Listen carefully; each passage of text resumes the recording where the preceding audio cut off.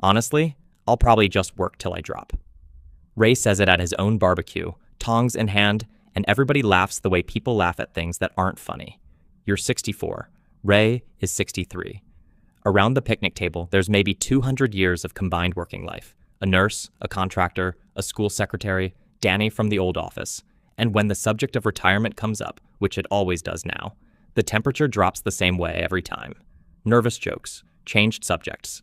Somebody says, "Who can afford it anymore?" And four heads nod like it's settled law.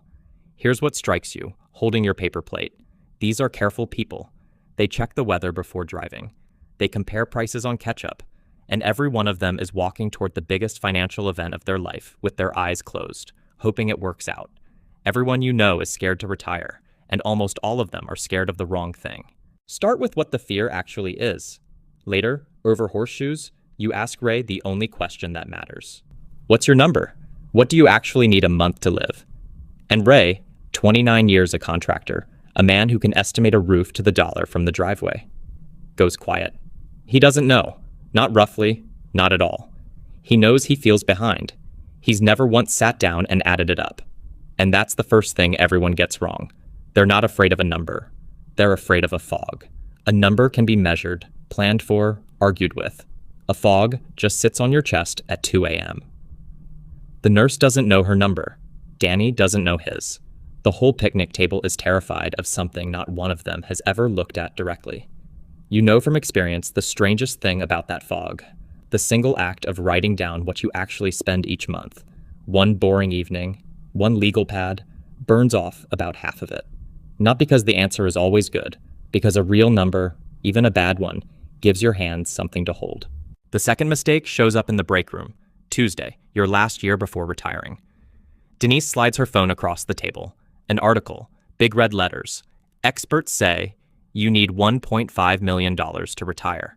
She has $190,000 and 20 years of pension credits, and the article has her doing the arithmetic of despair. Here's what the magazine number never mentions. It's a national average dreamed up for nobody in particular. Not for Denise's paid-off house, not for her pension, not for a town where property tax is $1,900, and not $19,000. The magazine number assumes you'll spend in retirement what a wealthy stranger spends in a city you don't live in. So people measure themselves against a ruler built for someone else, conclude they've already failed, and, this is the poison? Stop trying. Why save $400 a month when the mountain says $1.5 million? Except Denise doesn't need the magazine's retirement. She needs hers, the pension, Social Security, the garden, the grandkids on Sundays. When you finally run her real numbers on a napkin, she's not 20 years behind. She's 4. She cried a little, right there by the coffee machine. Fear had cost her a decade of starting. Mistake 3 belongs to Danny. Danny of the boat, Danny of You Only Live Once. Danny who now, at 64, has swung all the way to the other pole. I'll be working full-time till I'm 80. Might as well accept it. And there it is, the trap almost everyone falls into, believing retirement is a light switch. Full-time forever or nothing at all. Nobody told Danny about the middle. That Social Security, his, at 67, already replaces a floor of his income whether he saves another dime or not.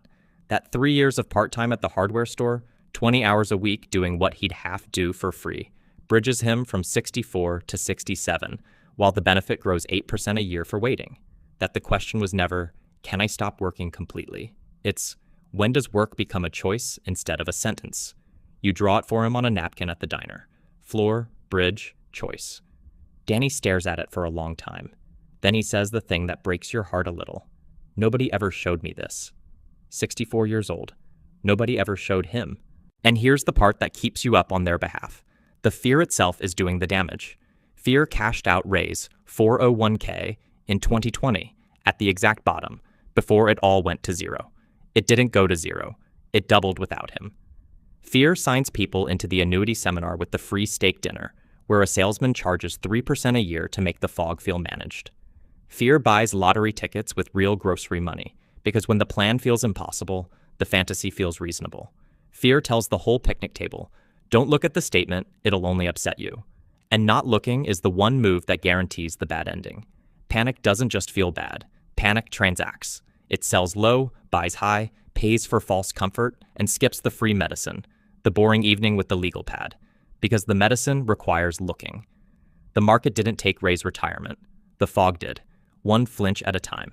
So here's what you actually tell them now, one at a time, when they finally ask. Because they do finally ask. Quietly, at the ends of barbecues. Sit down at the kitchen table with the person you share bills with and answer 3 questions on 1 page. What do we actually spend a month? Real, from the bank statement, not from memory. What comes in no matter what? Social Security, pension, anything that arrives without working. And the gap between those 2 numbers, not the magazine's gap, yours. That's the whole exam. Most people discover their gap is a bridge, not a canyon. Some discover it's a canyon. And even they sleep better, because now it has edges, and things with edges can be crossed, one $400 month at a time, starting late, starting small, starting scared, starting anyway. Ruth watched you do this math in your worst year, and she said the thing you've repeated to half the neighborhood since. It was never the number that was killing you. It was not knowing it. Ray calls on a Thursday in March. He and his wife did the page. Took them 90 minutes and 2 arguments. His number, his real one, is $4,100 a month, and between her pension and both Social Securities at 67, they're $700 short. $700. The man who was going to work till he dropped is $700 a month from free, and he's laughing on the phone like a man let out of a building he didn't know he was allowed to leave. Same savings as yesterday. Same house. Same everything. All that changed is he looked. Everyone you know is scared to retire. They're not wrong to be scared. They're just scared of the fog, and the fog was never the enemy. The enemy was the not looking. 1 page, 1 evening. That's the whole difference between panic and a plan. The barbecue's in June. You're bringing a legal pad.